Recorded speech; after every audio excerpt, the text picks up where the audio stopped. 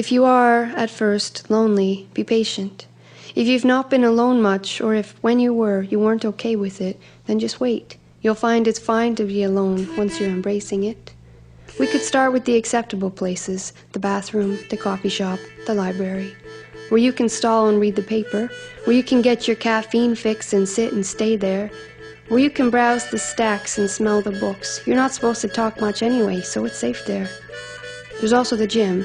If you're shy, you can hang out with yourself in mirrors. You could put headphones in. And there's public transportation, because we all gotta go places. And there's prayer and meditation. No one will think less if you're hanging with your breath, seeking peace and salvation. Start simple. Things you may have previously avoided based on your avoid being alone principles. The lunch counter, where you will be surrounded by chow downers, employees that only have an hour and their spouses work across town, and so they, like you, will be alone. Resist the urge to hang out with your cell phone. When you are comfortable with eat lunch and run, take yourself out for dinner, a restaurant with linen and silverware. You're no less intriguing a person when you're eating solo dessert and cleaning the whipped cream from the dish with your finger. In fact, some people at full tables will wish they were where you were. Go to the movies, where it is dark and soothing, alone in your seat amidst a fleeting community. And then take yourself out dancing, to a club where no one knows you. Stand on the outside of the floor until the lights convince you more and more and the music shows you. Dance like no one's watching, because they're probably not. And if they are, assume it is with best and human intentions. The way bodies move genuinely to beats is, after all, gorgeous and affecting.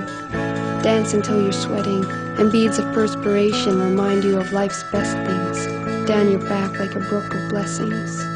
Go to the woods alone, and the trees and squirrels will watch for you.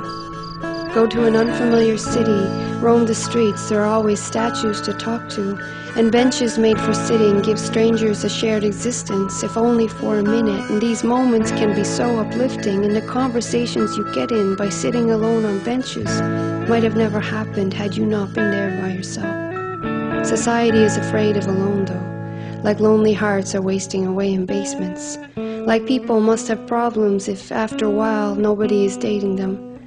But lonely is a freedom that breathes easy and weightless, and lonely is healing if you make it. You could stand swathed by groups and mobs, or hold hands with your partner.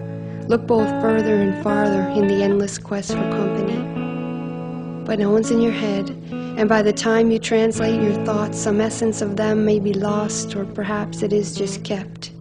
Perhaps in the interest of loving oneself. Perhaps all those sappy slogans from preschool over to high school's groaning were tokens for holding the lonely at bay. Because if you're happy in your head, then solitude is blessed and alone is okay. It's okay if no one believes like you. All experience is unique. No one has the same synapses, can't think like you. For this, be your lead. Keeps things interesting, life's magic things in reach. And it doesn't mean you aren't connected. The community's not present. Just take the perspective you get from being one person in one head and feel the effects of it. Take silence and respect it. If you have an art that needs a practice, stop neglecting it. If your family doesn't get you or a religious sect is not meant for you, don't obsess about it. You could be, in an instant, surrounded if you need it. If your heart is bleeding, make the best of it. There is heat in freezing, be a testament.